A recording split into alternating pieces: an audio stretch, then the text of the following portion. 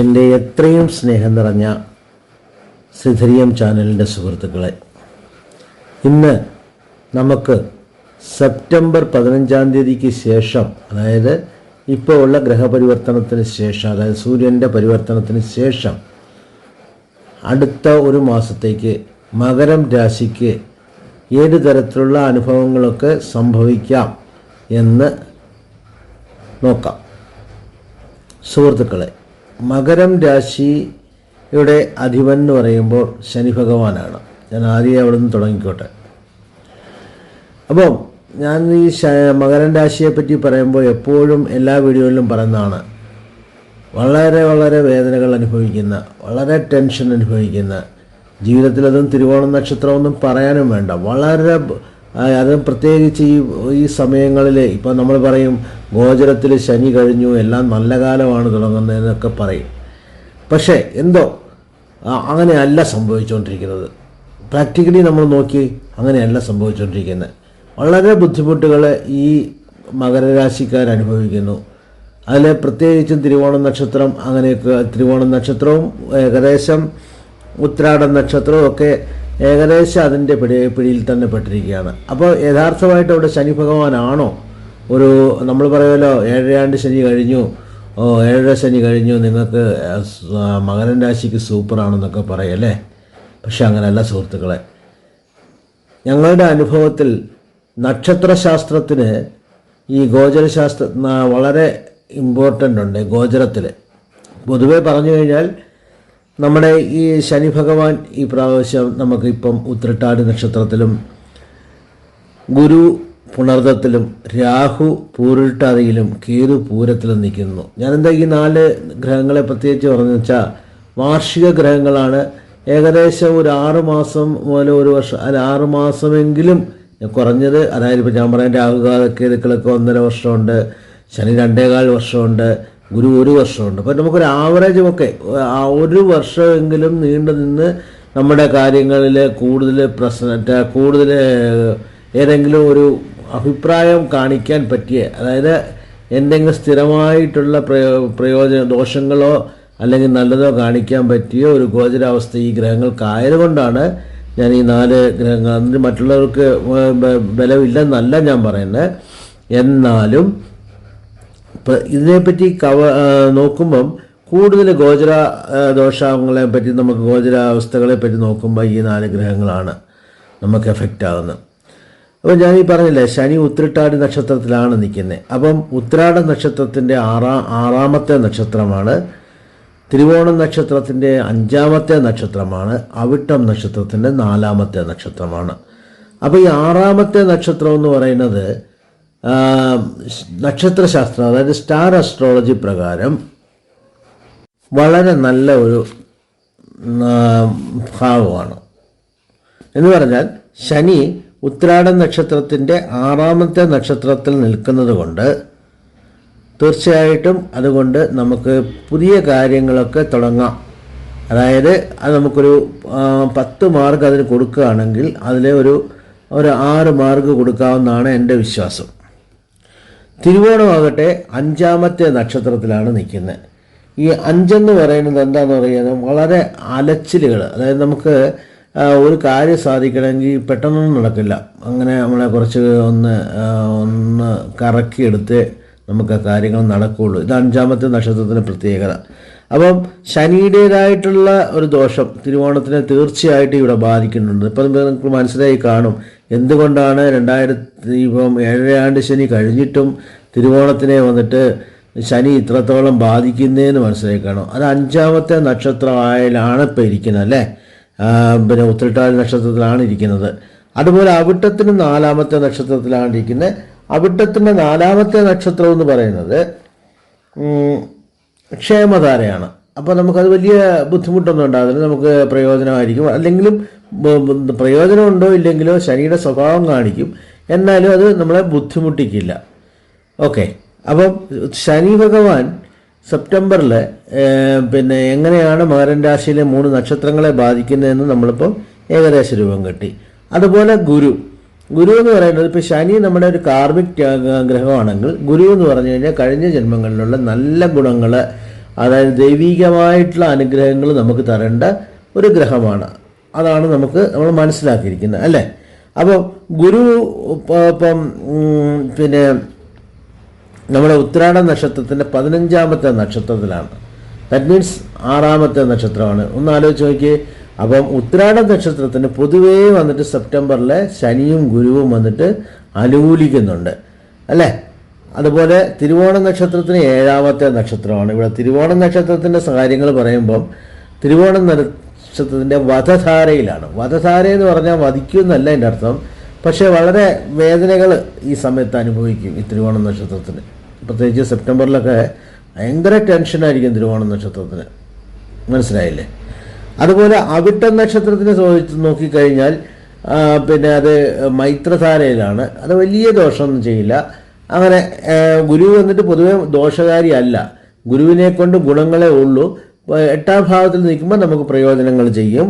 പക്ഷേ 16ാമത്തെ നക്ഷത്രം, അതായത് 7ാമത്തെ നക്ഷത്രം, 16 എന്ന് പറഞ്ഞാൽ 7, 7ാമത്തെ വധധാരയിൽ വരുമ്പോൾ ഗുരുവിൻ്റെ ഒരു വളരെ ഈ ഗുരുക്കന്മാർക്കുള്ള ഒരു കുഴപ്പമെന്നറിയാമോ, അവർ ഒരു ഈഗോ, തെറ്റെന്നല്ല പറയുന്നത്, അത് അവരുടെ ക്യാരക്ടറാണ്, ഗുരുവിൻ്റെ ക്യാരക്ടറാണത്. അവരെല്ലാം കൊടുക്കാൻ തയ്യാറായിരിക്കും, പക്ഷേ അവർക്കും പ്രയോജനം വേണമെന്നുള്ളത് അവർ ആലോചിക്കും. അതുപോലെ തന്നെ അർഹിക്കുന്നവർക്ക് കൊടുക്കുകയുള്ളൂ എന്നും അവർ ആലോചിക്കും. അപ്പം ഗുരുവിൻ്റെ ഒരു പ്രത്യേകത ഇവിടെ കാണിക്കുന്നുണ്ട്. അപ്പോൾ ഈ തിരുവോണത്തിനെ സംബന്ധിച്ചോളം ശനിയും ഗുരുവും ബുദ്ധിമുട്ടിലാണ് ഇരിക്കുന്നത്. അത് നിങ്ങൾ പ്രത്യേകിച്ച് മനസ്സിലാക്കിക്കൊള്ളുക. ഞാൻ ഇതിൻ്റെയൊക്കെ പരിഹാരങ്ങൾ നിങ്ങൾക്ക് പുറകെ പറഞ്ഞു തരാം. അപ്പം നിങ്ങൾക്കത് കൂടുതൽ പ്രയോജനമാകുമെന്ന് എനിക്ക് വിചാരിക്കുന്നു. രാഹുവിനെ സംബന്ധിച്ചിടത്തോളം ഉത്രാട നക്ഷത്രത്തിൻ്റെയും അതും 6ാം ഭാവത്ത്, 6ാമത്തെ, അതായത് 24ാമത്തെ നക്ഷത്രമാണ്. അതെന്ന് പറയുന്നത് തീർച്ചയായിട്ടും പ്രയോജനം ചെയ്യും, അതും നല്ലത് തന്നെയാണ്. പിന്നെ തിരുവോണത്തിനെ സംബന്ധിച്ചുള്ള അത് 7ാമത്തെ നക്ഷത്രമാണ്. തിരുവോണത്തിന് രാഹുവും വന്നിട്ട് ഓപ്പോസിറ്റായിട്ടാണ് നിൽക്കുന്നത്. അവിട്ടം നക്ഷത്രത്തിന് 8ാമത്തെ നക്ഷത്രമാണ്, പ്രയോജനകരമായിട്ടുള്ള ക്ഷേമധാരയിലാണ് നിൽക്കുന്നത്. കേതു എന്ന് പറയുന്നത് പിന്നെ ഉത്രാടത്തിനെ സംബന്ധിച്ചോളം 11ാമത്തെ നക്ഷത്രം. 11ാമത്തെ നക്ഷത്രം വളരെ അക്ഷര 11ാമത്തെ നക്ഷത്രം എന്താ നമ്മൾ പറയുകയെന്ന് വെച്ച് കഴിഞ്ഞാൽ ഒരു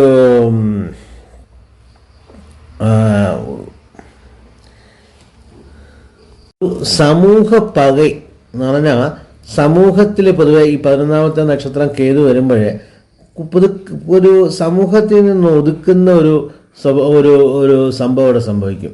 പൊതുവേ നമ്മളൊക്കെ ഒരു ഗ്രൂപ്പിലൊക്കെ നിൽക്കുകയാണെങ്കിൽ നമ്മളെ ഒരു ഒതുക്കുന്ന ഒരുമാതിരി ഒരു സംഭവങ്ങളൊക്കെ ഈ സമയത്ത് സംഭവിക്കാൻ കാര്യമുണ്ട് ഉത്രാടത്തിന്.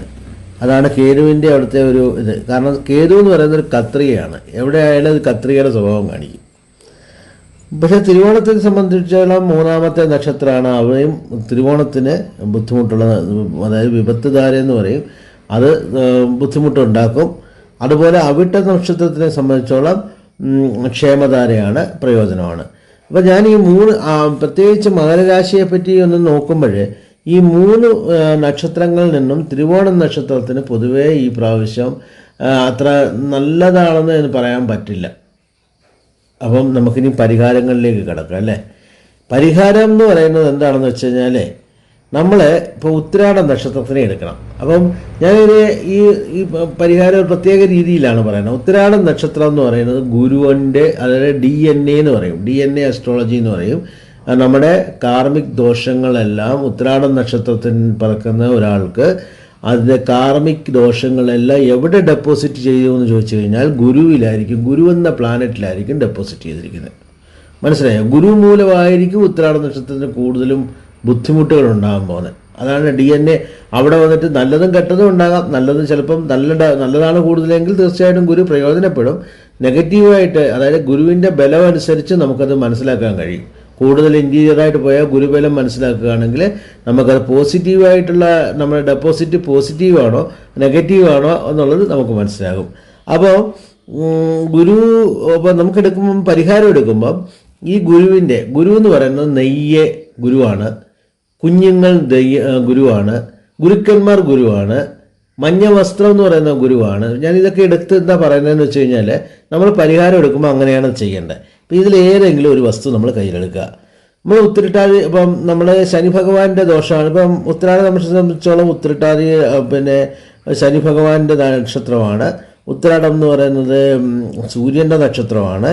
അപ്പോൾ നമ്മുടെ ശനി ഭഗവാൻ വരുന്നു, സൂര്യൻ വരുന്നു, DNA എന്ന് പറയുന്ന ഗുരു വരുന്നു. ഈ 3 കോമ്പിനേഷൻസാണ് വരുന്നത്. ഈ 3 ഗ്രഹങ്ങളെ വെച്ച് നിങ്ങൾ പരിഹാരങ്ങൾ എടുത്താൽ മാത്രമേ നിങ്ങൾക്ക് വന്നിട്ട് അത് പ്രയോജനമായിട്ട് മാറുകയുള്ളൂ. അതും പഞ്ചഭൂത തത്വത്തിൽ പ്രകാരം എടുത്താൽ വളരെ നന്നായിരിക്കും.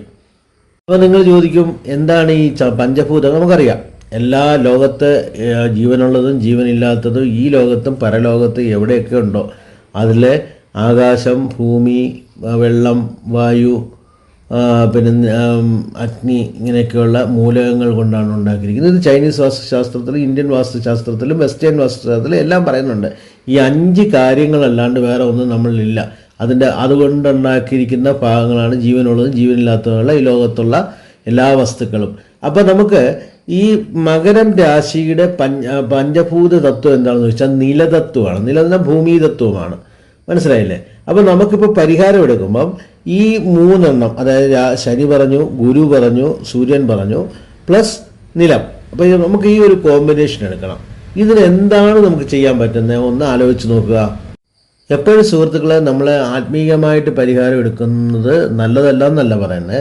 പക്ഷേ അതെടുക്കുമ്പം നമ്മളെ പല കാര്യങ്ങൾ ചിന്തിക്കേണ്ടിയിരിക്കുന്നു. ഗ്രഹങ്ങളുടെ നമ്മളൊക്കെ ആ ഗ്രഹം വന്നിട്ട് ഇഷ്ടദായകമാണോ അതല്ലെങ്കിൽ ഉപദ്രവിക്കുന്നതാണ്. നമുക്കറിയാം, ചില ക്ഷേത്രങ്ങളിലൊക്കെ പോകുമ്പോൾ ക്ഷേത്രത്തിൻ്റെ പ്രശ്നമല്ലത്, നമ്മുടെ പ്രശ്നങ്ങൾ കൊണ്ട് നമുക്ക് പല ബുദ്ധിമുട്ടുകൾ, ക്ഷേത്രത്തിൽ പോയിട്ട് വന്നു കഴിഞ്ഞാൽ ഉടനെ പല പ്രശ്നങ്ങളും ടെൻഷനും പല കാര്യങ്ങളൊക്കെ ഉണ്ടാകും. വീട്ടിൽ വഴക്കുണ്ടാകും, പല ടെൻഷൻ ഉണ്ടാകും.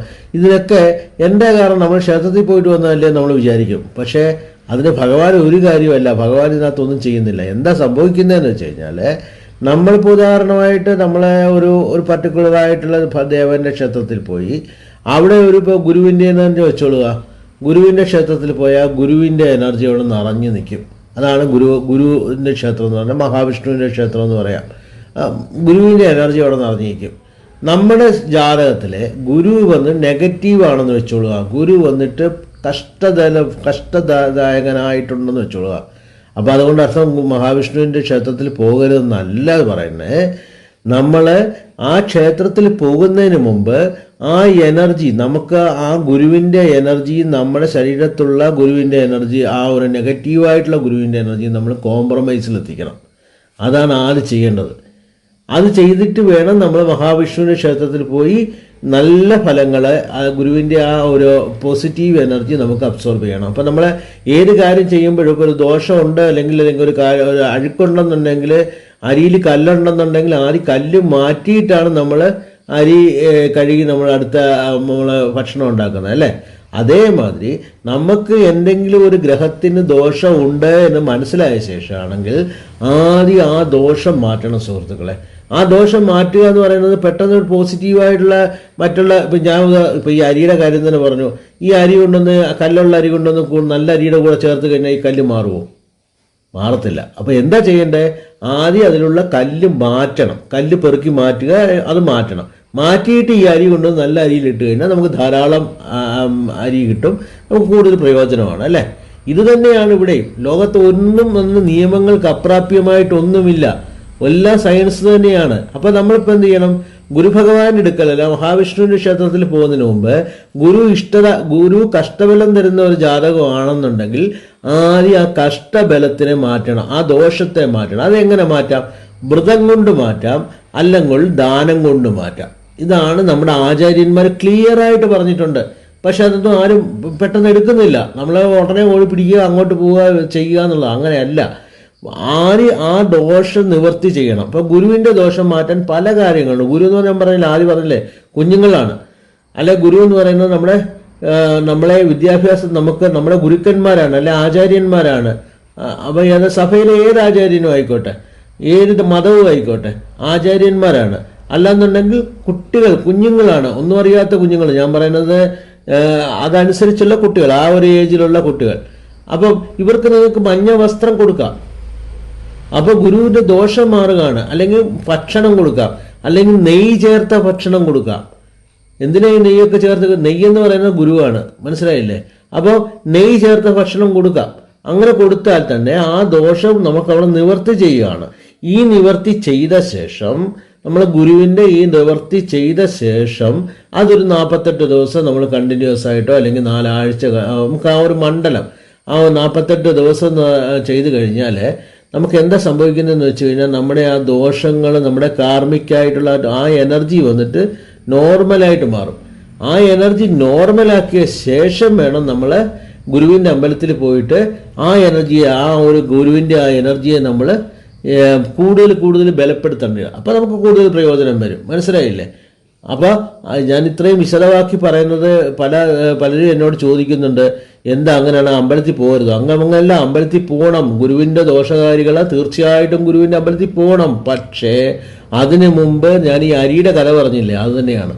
അത് ചെയ്തിട്ട് വേണം പോകാൻ. അല്ലെന്നുണ്ടെങ്കിൽ പണി കിട്ടും. പലർക്കും പണി കിട്ടിയിട്ടുമുണ്ട്, ഇപ്പോൾ കിട്ടിക്കൊണ്ടിരിക്കുന്നുമുണ്ട്. അപ്പോൾ അതൊന്ന് സൂക്ഷിക്കുക. ഇനി ഞാൻ വീണ്ടും നമ്മുടെ സബ്ജക്റ്റിലേക്ക് വരാം. അപ്പോൾ എന്താ സംഭവിക്കുന്നതെന്ന് വെച്ച് കഴിഞ്ഞാൽ നമ്മളിപ്പോൾ ഉത്രാട നക്ഷത്രമാണ്. ഉത്രാട നക്ഷത്രത്തിന് എല്ലാം പ്രയോജനമായിട്ടിരിക്കുന്നതുകൊണ്ട് ഇപ്പം നമുക്ക് വലിയ ഞാൻ പറഞ്ഞില്ലേ, പിന്നെ നക്ഷത്രശാസ്ത്രം അനുസരിച്ച് എല്ലാ ഗ്രഹങ്ങളും പോസിറ്റീവായിട്ട് തന്നെ ഇരിക്കുന്നത്. അതുകൊണ്ട് നമുക്ക് വന്നിട്ട് നമുക്കൊരിപ്പം ശനിയും സൂര്യനും എന്ന് പറഞ്ഞാൽ ആരാ? സൂര്യൻ എന്ന് പറയുന്നത് ശിവനാണ് അല്ലേ? അപ്പം നമുക്ക് ഇപ്പോൾ ഒരു ശനിയാഴ്ച ശിവക്ഷേത്രത്തിൽ പോയിട്ട് ഗുരു എന്ന് പറയുന്നത് നെയ്യാണ്, നെയ്യഭിഷേകം ചെയ്യേ, തീർച്ചയായിട്ടും പ്രയോജനം ചെയ്യും. കാരണം നമുക്ക് നല്ല സമയമാണ്. പക്ഷേ അവിടെയും ഒരു പക്ഷേ ഉണ്ട്. ആദ്യം നമ്മൾ നോക്കേണ്ടത് നമ്മുടെ ജാതകത്തിലുള്ള മെയിനായിട്ടുള്ള ഗണ്ഡാന്ത ദോഷങ്ങളോ കാശി ജാതകമോ എന്തെങ്കിലും ഉണ്ടോ എന്ന് നോക്കണം. ദയവേത് ഞാൻ റിപ്പീറ്റായിട്ട് എല്ലാ വീഡിയോയിലും ഇത് പറയുന്നുണ്ട്. എന്താണെന്ന് വെച്ച് കഴിഞ്ഞാൽ ഈ ദോഷം ഉള്ളിടത്തോളം കാലം നിങ്ങൾക്ക് ഇതൊന്നും നിങ്ങൾ ഈ ചെയ്യുന്നതൊന്നും വർക്കാകത്തില്ല. നമ്മൾ ഇന്ന് ദിവസം ആ ക്ഷേത്രത്തിൽ പോയി നമ്മൾ പരിഹാരം ചെയ്തു, എല്ലാ ജ്യോത്സ്യന്മാരും അവർ പറയുന്ന പരിഹാരം ചെയ്യുന്നു, ഒന്നും നടക്കുന്നില്ലല്ലോ എന്ന് പറഞ്ഞാൽ നടക്കത്തില്ല.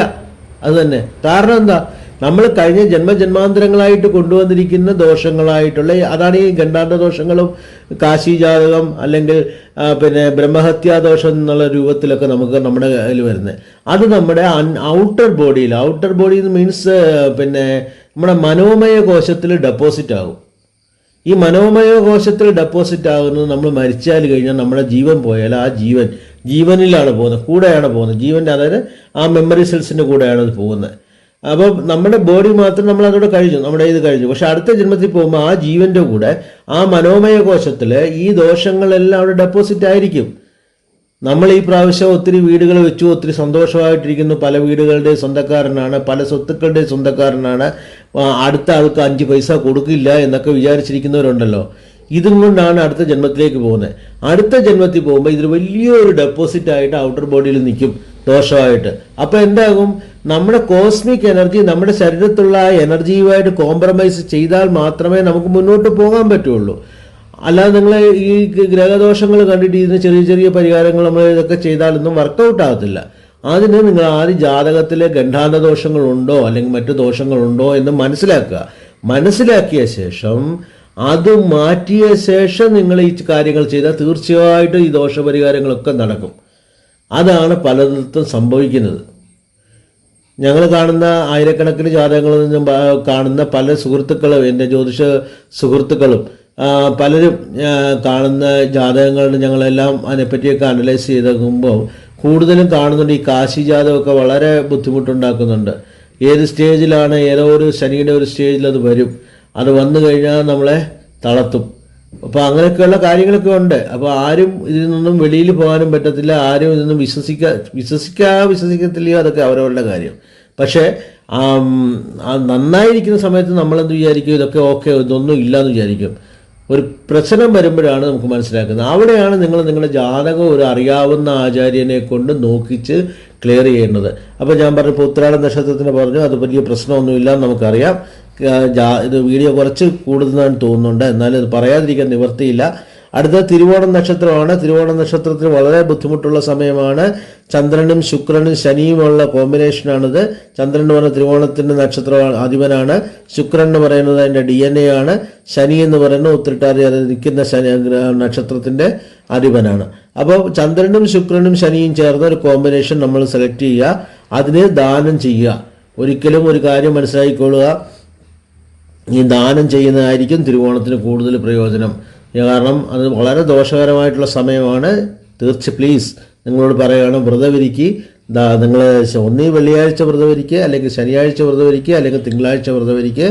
എന്നിട്ട് ശനി എന്ന് പറയുന്നത് എപ്പോഴും നമ്മുടെ നമ്മൾ സ്വയം നമ്മുടെ സുഹൃത്തുക്കളുണ്ടല്ലോ, ക്ലീൻ ചെയ്യുന്ന വീടുകൾ ക്ലീൻ ചെയ്യാനും അങ്ങനെയൊക്കെയുള്ള